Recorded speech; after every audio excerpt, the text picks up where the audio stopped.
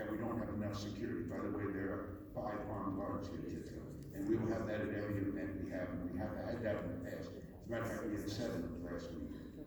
Now, there's an issue of controversial speakers, and that was mentioned to me by several employees of the Federation, that our speakers are controversial.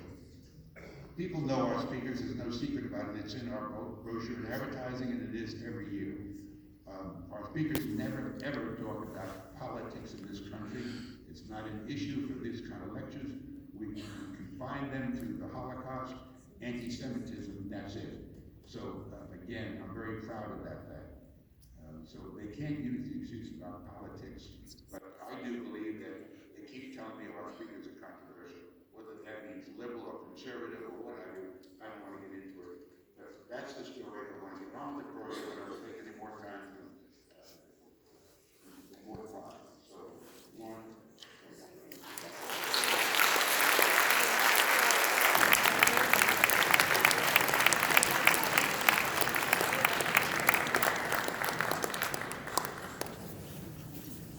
Morton A. Klein is the national president of the Zionist Organization. Lauren, you got to talk louder. ZOA, the oldest. You gotta stand up on the thing. Can you all hear me?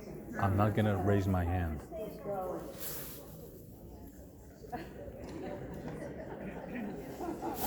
I'm not doing it for myself, I'm doing it for the ZOA.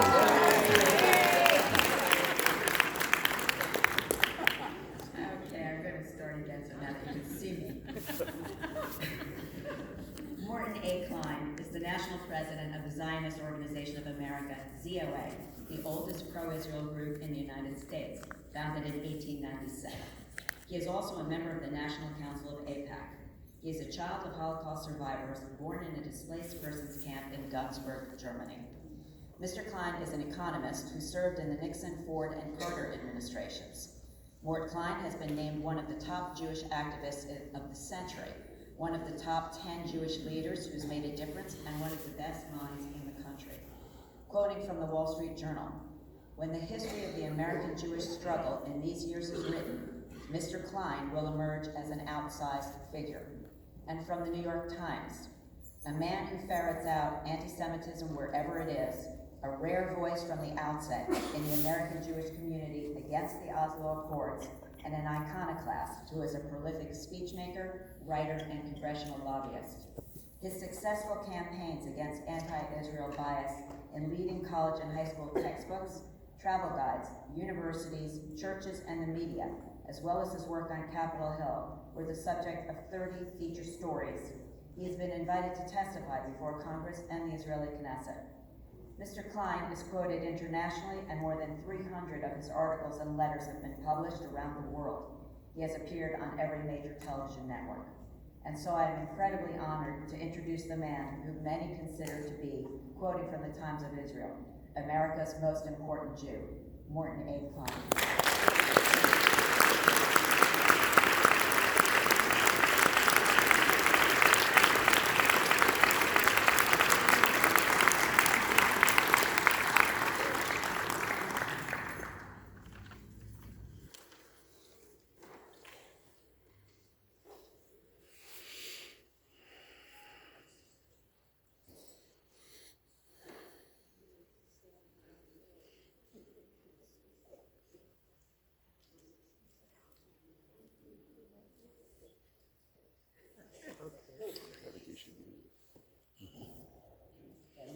Yeah, use it. Put your closest to the microphone. Well, thank you so much, Lauren, for that really very kind introduction. I'm glad you read it exactly the way I wrote it. Thank you. And I want to thank Lauren Gross and Phil Gross for hosting these extraordinary events, these extraordinary speakers, telling the truth of the Arab-Islamic war against Israel. I also want to mention that our campus coordinator for Florida is here, Ben Shine. If any of you have children or grandchildren who have issues on campuses, you should speak to Ben Shine. We have 10 campus coordinators around the country fighting for Jewish kids on campus when there are problems of anti-Semitism or harassment. First of all, I have to mention, as my wife instructs me, I have Tourette syndrome. It's a neurochemical disorder that makes me make sounds I can't control and have facial tics I can't control. So if you see that, please do not assume that this is a mental problem that I have. I may have a mental problem, but the tics are not.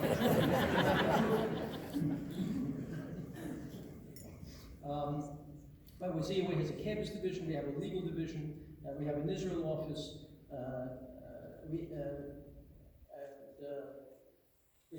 have chapters all around the country fighting for the truth of the Arab Islamic war against Israel. And, many of the people have stated that some of these speakers are controversial, including maybe me. And I want to make it clear that truth is not controversial. Truth is not a political position.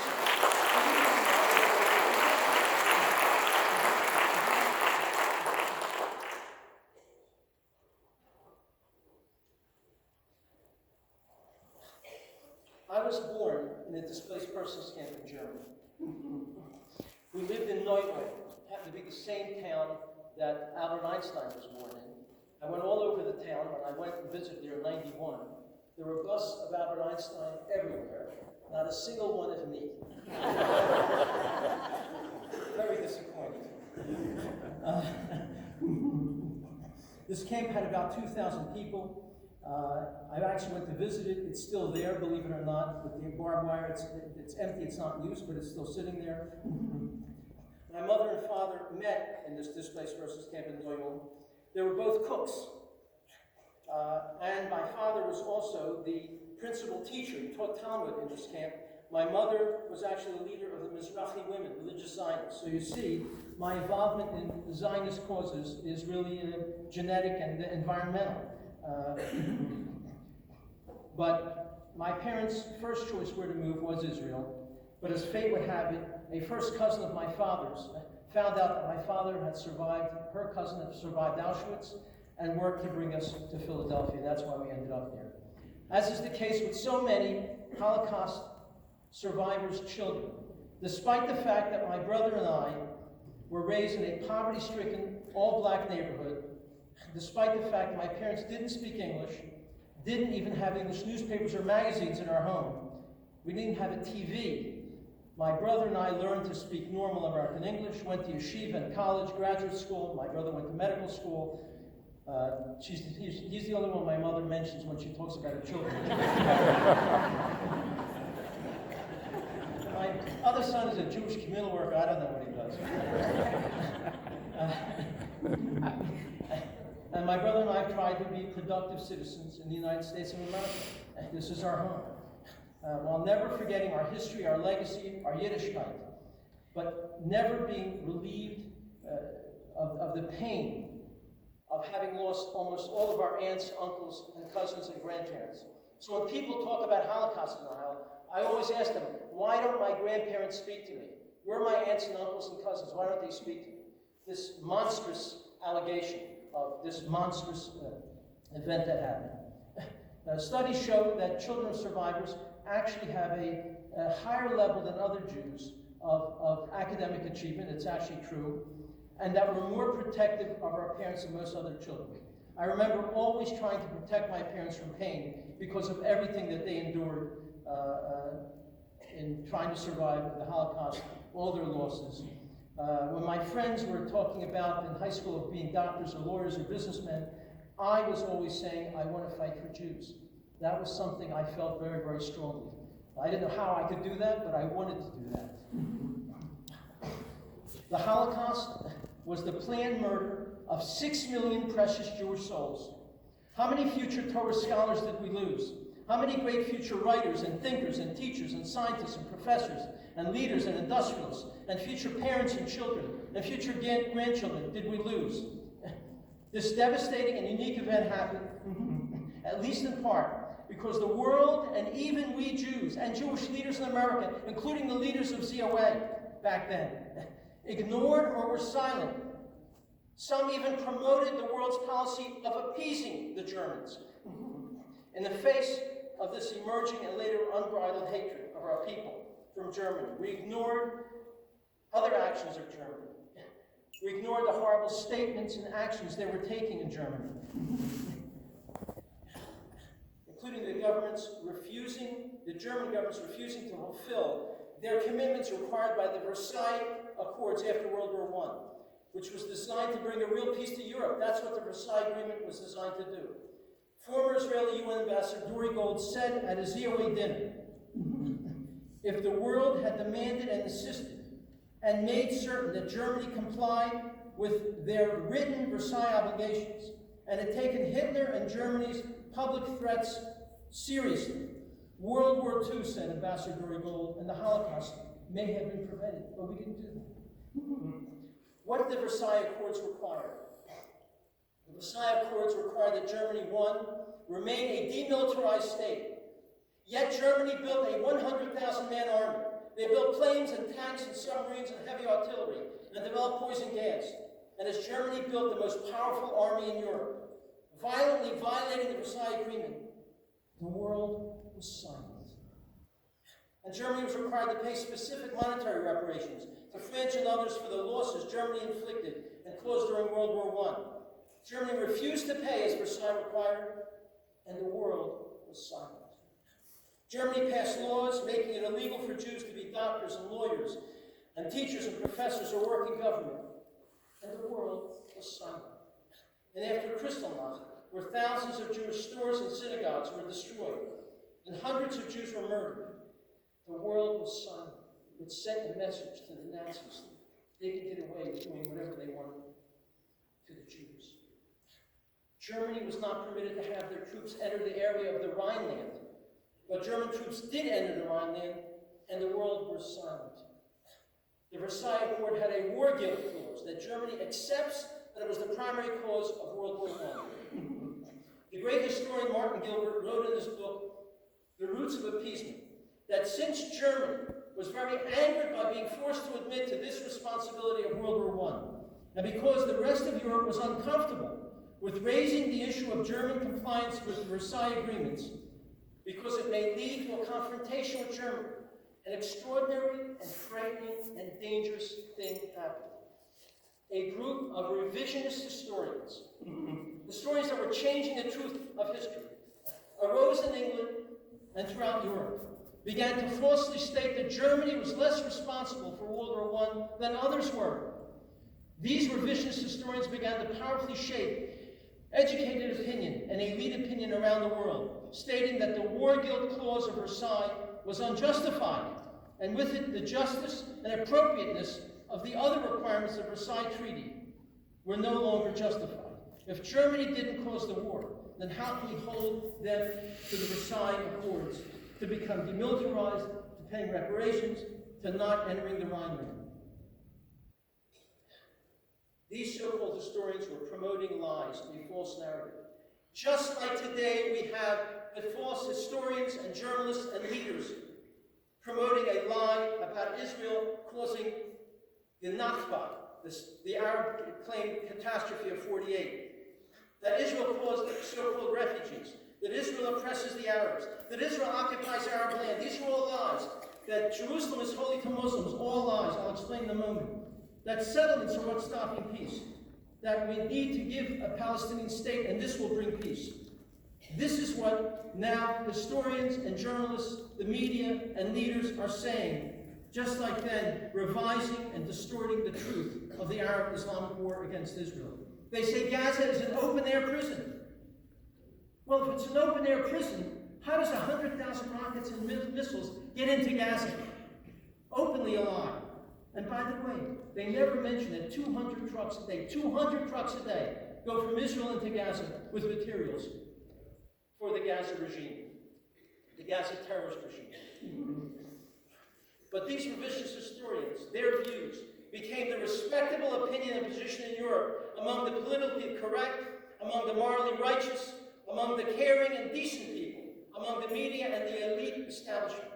The Minister of Education in England, H.A. Fisher, was one of the first officials to then proclaim, quote, "We need readjustments and modifications of the Versailles Treaty because it's unfair and unjust to Germany, and we want justice and fairness to Germany, to stop humiliating Germany, said Fisher. We want peace and not to upset Germany. It can cause problems, said Fisher and others. You see, wrote the great historian Martin Gilbert, England and Europe and the United States long for withdrawal and isolation and a quiet life, and used the new definition of the revisionist historians of what is justice, what is truth, what is moral, what is right, as a cover to justify and rationalize the world's desire not to deal with Germany's complete violations of Versailles Treaty and their actions, and they ignored the eruption of an evil and vile culture where 85% of the Germans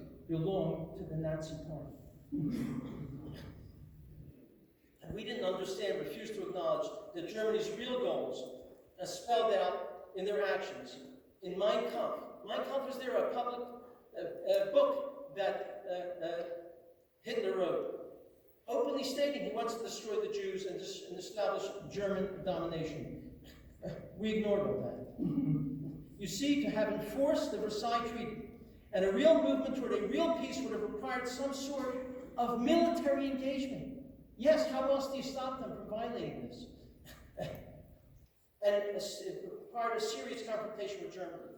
As Professor Donald Kagan, distinguished professor of classics at Yale University, wrote in this book called On the Origins of War and Preservation of Peace, he said, avoiding the enforcement of the Versailles Treaty in the name of being generous, of being just, of being moral, in the name of opposition to war, I'm a peacenik, in the name of keeping things quiet and not upsetting Germany, in the name of taking risks for peace, as Israel has been asked,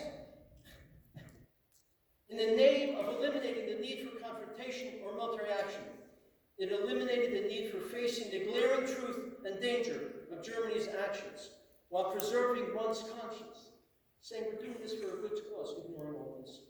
In fact, even U.S. President Woodrow Wilson stated that fulfillment by Germany of the Versailles Treaty wasn't important anyway. It didn't matter.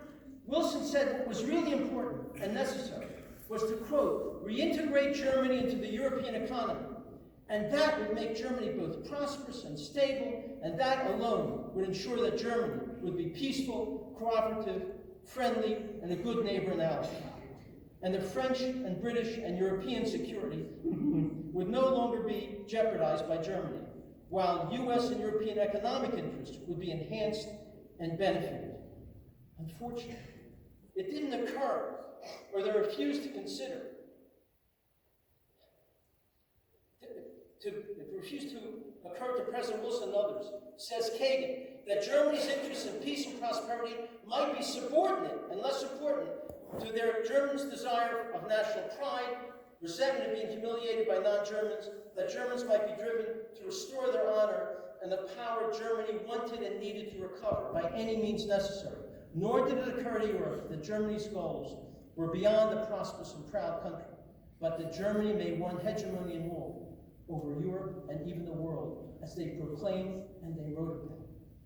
Nor did they realize that a Germany restored to its full potential would once again threaten the safety of their neighbors and even the world. And we know what happened. And now we are saying that the way we can get peace with the Arabs is to improve their standard of living, just improve their economy, and things will get better. But the Arab war against Israel, ladies and gentlemen, was never based on economics. The Arabs didn't kill Jews in 1920 and 21 and 29 in Hebron and 36 to 39. And they didn't invade Israel in 48 and 56 and 67. And the Hamas and Lebanon rockets are not there because of problems with their economy. Economics have nothing to do with it. They're there because of hatred of Jews, of nationalism, religious differences, and not accepting a non-Muslim entity with sovereignty in their midst. Economics is not their driving force. We even ignore what the Middle East looks like. This is the Middle East. The orange countries are the 22 Arab countries. You see it, well, they're all over the place. This yellow in the center is Israel. Israel is 1/8 of 1% of the landmass of the Middle East. These 22 Arab countries are double the size of the United States of America. There's one little Jewish state there in the Middle East. And the world is saying the way you get to peace is called land for peace. And who's giving up the land? And by the way, Israel slaughtered that yellow, because that yellow includes Gaza and 40% of Judea and Samaria that have already been given away by Israel. This is the nonsense that is ignored. So now we're dealing, for 26 years since Oslo began, in 1993, with a fake narrative, Orwellian falsehoods, which is a basis for anti-Semitism to some extent. It would be there anyway, but not as strong. And it's a basis for campus anti-Semitism. What are some of the fake narratives or Orwellian falsehoods that pervades our culture, European culture, the world culture, Jewish leaders, American leaders, world leaders, the media? There's a number of them. One, we have to give the Arabs Jerusalem. Jerusalem is holy to the Muslims, they claim. Is that true? No. Is that true? Jerusalem has been the capital of Israel under King David 3,000 years ago. It's never been the capital of any other nation except Israel. When the Arabs conquered Palestine in 716 CE, yes. When the Arabs controlled it, they made Ramla their capital, not Jerusalem, because it's not holy to them. Our Jewish holiest places are what is known as Arab East Jerusalem. And you notice the area of the mount is called the Temple Mount, where our Jewish temple was there. It's not called the Mosque Mount, is it? They built their mosque on the Temple Mount to show superiority over where our Jewish temple used to be. The majority of people living in Jerusalem since the first census in the mid-1800s, the majority have been Jews. How many Jews know this? How many world leaders even know this? We're not promoting this truth. Jews have been the majority since the mid-1800s. I happen to have a guide to Jerusalem, a 1906 guide that I received from Bedekers. That's another story. 1906. It says that there were, out of 60,000 people in 1906 in Jerusalem, there were 13,000 Christians, 7,000 Muslims, 40,000 Jews in 1906. The Muslims were not going to this alleged holy place. In our Jewish holy books, Jerusalem is mentioned 700 times. How many times, ladies and gentlemen, is the word Jerusalem mentioned in their holy Koran? Zero. That's right. If it's so damn holy to them, why isn't it written in their holy book? Because it's a lie. Jews face Jerusalem when we pray. They face Mecca when they pray. And when they controlled them, here's the proof in the pudding of Jerusalem. From 48 to 67, when the Arabs controlled all of eastern Jerusalem, which is the real Jerusalem, western Jerusalem is the part that Israel really built up. When they controlled it, it was a slum when Jordan controlled it. There was virtually no water, electricity, or plumbing. 58 shuls in eastern Jerusalem were dynamited and destroyed by the Arabs to de-Judaize it, to get rid of proof that Jews were there. The oldest and largest Jewish cemetery in the world is in eastern Jerusalem, Mount of Olives Cemetery. Do you know that not a single Arab leader outside of King Hussein of Jordan ever visited Jerusalem during that 19-year period? How can that be if it's so holy to them? They go to Mecca constantly. They didn't go to Jerusalem. So this is one of the Orwellian lies that's being perpetrated, that Jerusalem is holy to Muslims. We have no basis to give away even an inch of Jerusalem to the Arabs and the Muslims.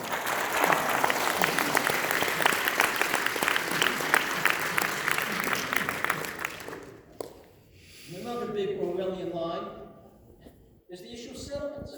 They say it's settlements. Jewish communities in Judea and Samaria, that's why there's no peace, because of all the damn settlements that Jews are building everywhere. It's what is believed, is what is written, is what kids on campuses believe. Well, what is the truth about Jewish communities in Judea and Samaria?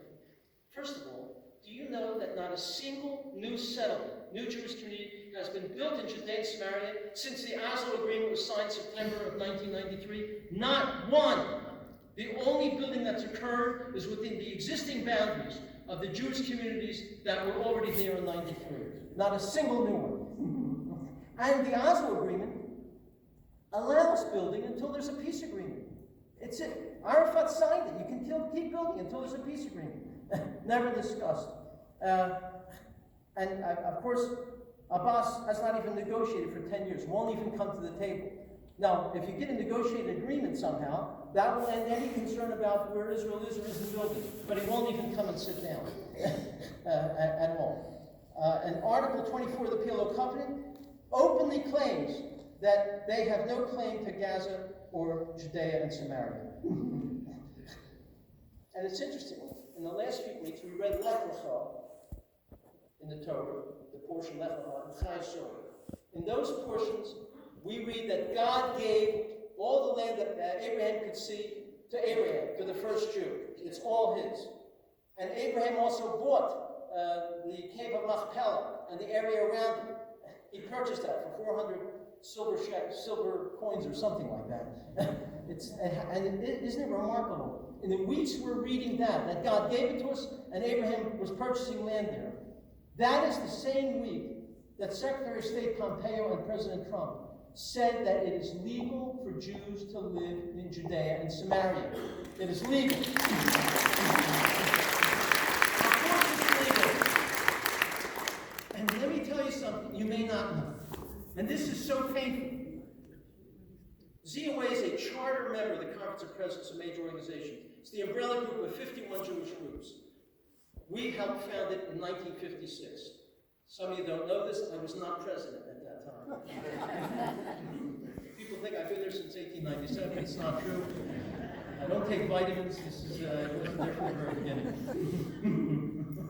ZOA publicly, profusely praised President Trump and Secretary Pompeo for this wonderful policy, simply telling the truth, that this is legal. AIPAC publicly said, we're neutral in settlements. We don't discuss settlements. They wouldn't praise it. They wouldn't say it's legal. They just said, we don't discuss it. In fact, I can tell you this, because I'm a member of the Executive Committee of AIPAC. We are told for 20 years since I'm there, or longer, if a congressman asks you about the right of Jews to live in Judea and Samaria, you answer by saying, we take no position. AIPAC has said, we take no position for over 20 years. Now they've come out publicly and said, and I raised my hand at that meeting. We were told to say, take no position. And I said, Howard Poor, the executive director, you're really telling them that we're very uncomfortable Jews living there if you say we take no position. No, Mort, we're saying we take no position. We're not saying that we're uncomfortable. I said, but that's what it implies. No, it doesn't. I said, Howard, if you say to your wife, honey, do you love me? And she says, I'm not taking a position. Do you think you're in trouble, Howard? The whole place roared, and Howard said, Mort, there's really no talking to you about these issues. I said, I know a lot about relationships. I've been married a very long time. I can talk about that. The ADL, when this happened a week and a half ago, said this is a unilateral move that doesn't help peace. The Conference of Presidents also refused to take a position. Finally put out a statement saying it's controversial under international law, whether it's legal or not legal, so, we understand the controversy. Didn't praise Pompeo and Trump. That's the umbrella group. An AJ committee said, although this is good, they said that, we hope that Israel doesn't take advantage and starts building in Judea and Samaria. By the way, I didn't mention, they say, on the issue about settlements destroying peace, do you know what percentage of the entire Judea and Samaria West Bank these Jewish communities comprise? 2% of the West Bank, Judea and Samaria, are where the Jewish communities are. 98% there are no Jews there. So this is another big lie that 80% of where Jews are building all over the place. It's simply untrue. And I blame Jewish leaders and Israeli leaders for not making these types of things clear about Jerusalem, about Jewish communities there. I blame them.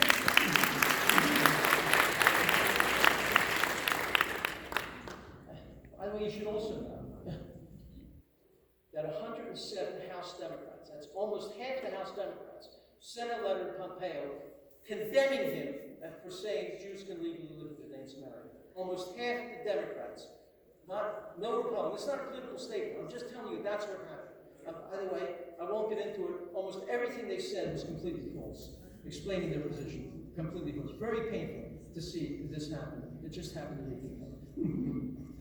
And of course, the apartheid slur, which kids on campus believe. We think it's insane.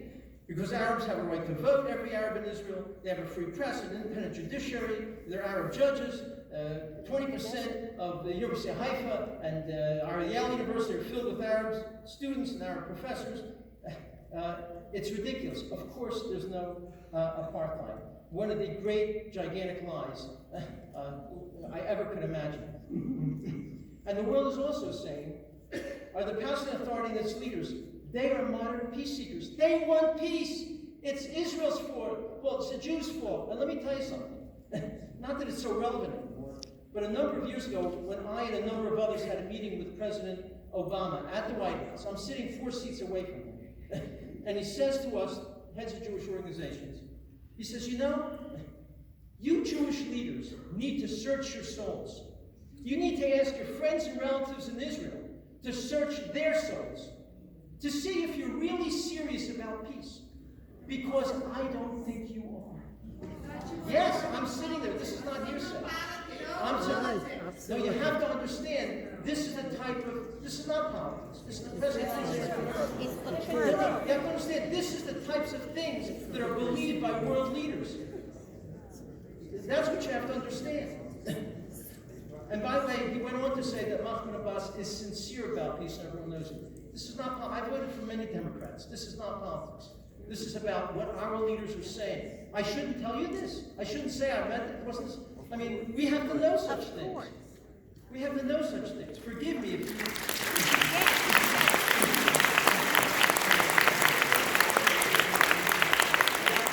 I voted for the topics. I voted for Clinton. You know, I'm not an ardent, only vote Republican necessarily. I'm just telling you. By the way, I've criticized George Bush many times, Colin Powell, Condoleezza Rice, many times. But I have to tell you the truth of what's going on. You have to understand. Now, are they moderate peace seekers? The world says Abbas really wants peace. Not only has he refused to sit down for 10 years, won't negotiate with Netanyahu. Not only is he a Holocaust denier, his PhD thesis at the Moscow State University, or whatever, Moscow Oriental University, was about how the Holocaust really didn't occur. Only a few 100,000 Jews were killed, not 6 million. But he says no Jew will be allowed to live in a future state of Palestine. Imagine if Israel said no Arab will be allowed to live there. He pays pensions, as many of you may know. They have a law where they pay salaries to Arabs and their families for killing Jews. They pay Arabs to murder Jews. Can you believe this? Yes. They pay Arabs to murder Jews, and the more Arab Jews and Arab murders, the higher their pension. And it's a very high pension. It's like 6 times the average salary of a Palestinian Arab. Very high pension. Imagine if Israel paid Jews to murder Arabs. You wouldn't hear the end of it, and nor should you. And yet this is happening, and nobody goes crazy, constantly going crazy. Palestinian ministers repeatedly call for Israel's destruction. They name schools, streets, sports teams, athletic tournaments after terrorists. They honor and glorify terrorists. When a terrorist dies, they have parades honoring them. It is just astonishing. They want peace. If they want peace, why does their atlas? This is a real atlas used in grades 1 through 12. It's a real Arab atlas. See the Arab writing. If you can see it, this is Israel. The green is Judea and Samaria. It says West Bank. The green here says Gaza. The yellow, which is Israel within the green line. Does it say Israel? It says Palestine. It says Palestine. They're stationary. This is real stationary. You can't see it. There's a shape of all of Israel as Palestine on their stationary. When an Arab murders a Jew, they make up posters like this, honoring him as a hero, a martyr, and a star. This is one of the suicide bombers. Making posters. And you see, by the way, these are Egged buses. It says Egged, being blown up. And this is a Jewish star with blood flowing through it. This is what they put together for every Arab who murders a Jew, and they put these posters up in high schools and colleges all over Judea and Samaria and Gaza. Is this a modern peace seeker, for God's sakes?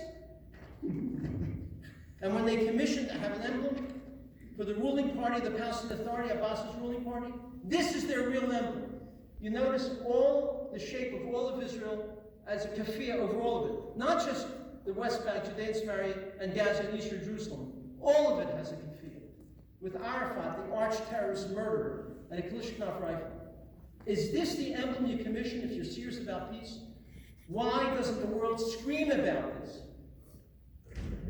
Frankly, why aren't our Jewish leaders screaming about this? Our rabbis screaming about this? This shows you clearly what the real interest is.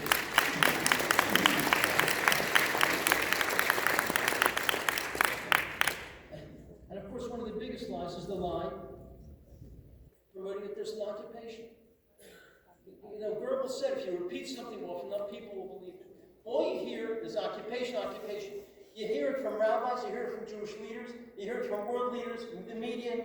Occupied Arab, occupied Palestinian territories, occupied Palestine. Is there really an occupation? What does occupation mean?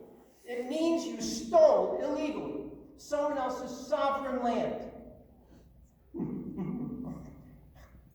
Israel captured this in 48 in a defensive war. They didn't steal it. In the 67 war, they didn't steal it. Was this Palestinian Arab sovereign land?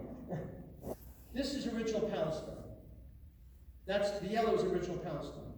In 1922, the British gave 80% of original Palestine to Transjordan. They fully gave it in 46, became Jordan. What was left was 20% of Palestine. In 48, Resolution 181, which took the rest of Palestine, only 20% left, and split it in two. Right? The gray is the Arab state, the yellow is the Jewish state. Britain legally controlled that area, and they said we're going to set up two states. When the Arabs said no, then it wasn't theirs anymore. They said no. So it became unallocated international land. Jordan captured it in the 48 war. The UN never recognized it. 2 countries in the whole world recognized it. So this was illegally occupied Jordanian land. Illegally occupied. It was not their sovereign land. So this is not occupied Palestinian territory. In fact, back then, Palestinian didn't even meant Jew. Everyone knew Palestinian meant Jew. So this is, of course, not an occupation. In addition, Israel has given away 40% of Judea and Samaria, the West Bank, all of Gaza. That's where 99% of the Arabs live, under their own rule. They have their own parliament, schools, textbooks, newspapers, radio and TV, businesses, police force. They run their own lives except security. So not only is it not an occupation because it never was their land, it's not an occupation because they rule themselves. Security, yes, as long as the Palestinian Arabs in Gaza and Judea and Samaria are involving terror cells to come into Israel to murder Jews, Israeli soldiers will be there. And that's why there's been a dramatic drop in terrorism.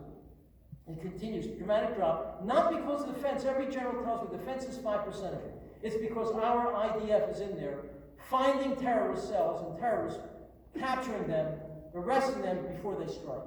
That's why there's been a dramatic reduction in terrorism. So, of course, there is no occupation. The Jews have a much greater religious, historical, political, and legal right to this land than the Arabs ever did. And this is one of the great lies of occupation in